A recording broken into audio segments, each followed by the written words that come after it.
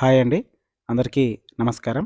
ఈరోజు వీడియోలో పల్నాడు జిల్లా మాచర్లలోని నాగార్జున కళామందిర్ థియేటర్ ఎలా ఉందో చూసేద్దాం.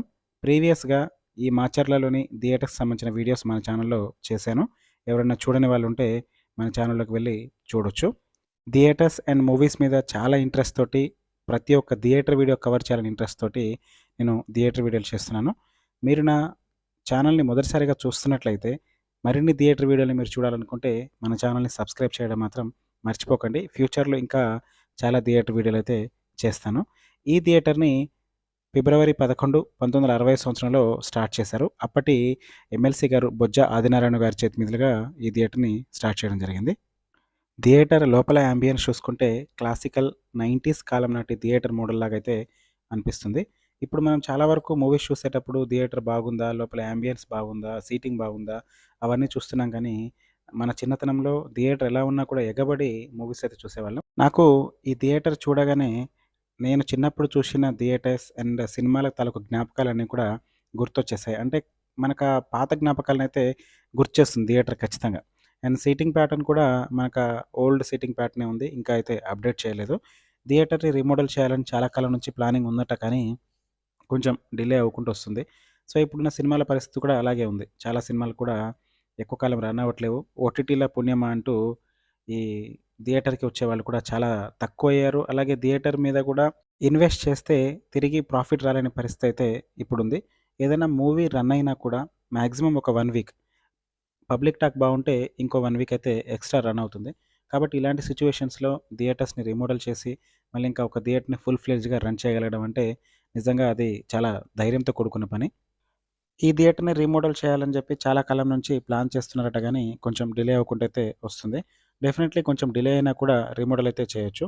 ఈ థియేటర్‌లో కూలింగ్ కోసం left side 2 and right side 2 air coolers వాడుతున్నారు. ఎయిర్ కూలర్స్ కూడా చాలా హెవీగా ఉన్నాయి. వాటి నుంచి వచ్చే ఆ కూలింగ్ ఎఫెక్ట్ అనేది థియేటర్‌లో సరిపోతుంది. కాకపోతే సమ్మర్‌లో అయితే కొంచెం ఇబ్బంది ఉండొచ్చు. థియేటర్‌ని రీమోడల్ చేసిన తర్వాత సెంట్రలైజ్డ్ ఏసీ చేయాలి అన్న ప్రపోజల్ అయితే ఉంది. కాకపోతే కొంచెం రీమోడల్‌కి టైం అయితే పట్టొచ్చు. ఈ థియేటర్‌లో బార్కో 1080 పిక్సెల్ ప్రొజెక్టర్ అయితే వాడుతున్నారు. పిక్చర్ క్వాలిటీ మాత్రం చాలా బావుంది. బ్రైట్‌నెస్ మంచిగా ఉంది. అలాగే షార్ప్‌నెస్, సాచురేషన్, కలర్ సాచురేషన్ అంతా కూడా చాలా బావుంది. పిక్చర్ క్వాలిటీలో ఎటువంటి ఇబ్బందయితే అస్సలు లేదు.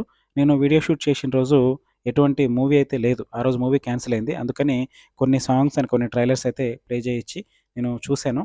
అండ్ మీకోసం ఒక చిన్న బిట్ అయితే ప్లే చేస్తున్నాను. కాపీరైట్ కంటెంట్ వల్ల నేను ఎక్కువగా అయితే పెట్టలేకపోతున్నాను. కానీ పిక్చర్ క్వాలిటీ మాత్రం చాలా నీట్‌గా ఉంది.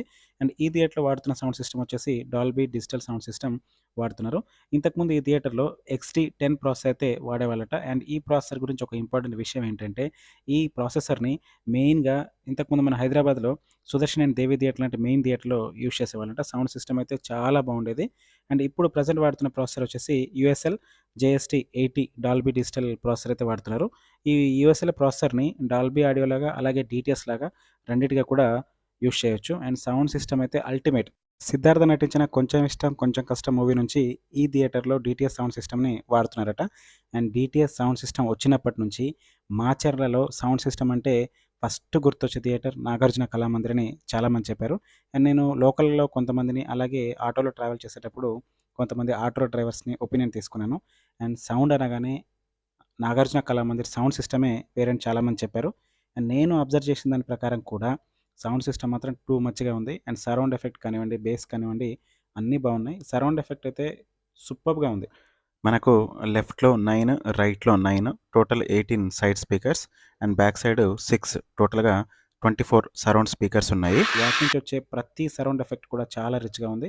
అండ్ ఈ థియేటర్‌లో హర్రర్ మూవీస్‌ని చూడాలంటే మాత్రం చాలా అంటే చాలా థ్రిల్ ఫీల్ అయ్యేవాళ్ళట. అండ్ సౌండ్ కూడా అంత భయంకరంగా వచ్చేదని చెప్పారు. అండ్ ఈ థియేటర్‌లో పనిచేస్తున్న ఆపరేటర్ గారు కూడా ఈ థియేటర్‌కి సంబంధించి కొన్ని విషయాలైతే షేర్ చేసుకున్నారు.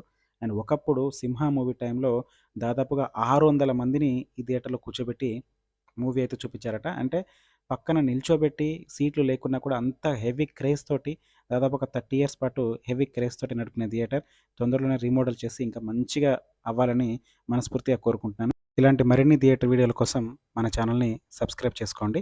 ఈ వీడియో మీకు నచ్చినట్లయితే లైక్ చేయడం మాత్రం మర్చిపోవద్దు. ఈ థియేటర్ వీడియో షూట్‌కి ఎంతగానో కోఆపరేట్ చేసిన మేనేజ్మెంట్ పఠాన్ గారికి, అలాగే ఆపరేటర్ గారికి చాలా చాలా థాంక్స్ అండి. Thank you. Thank you for watching this video.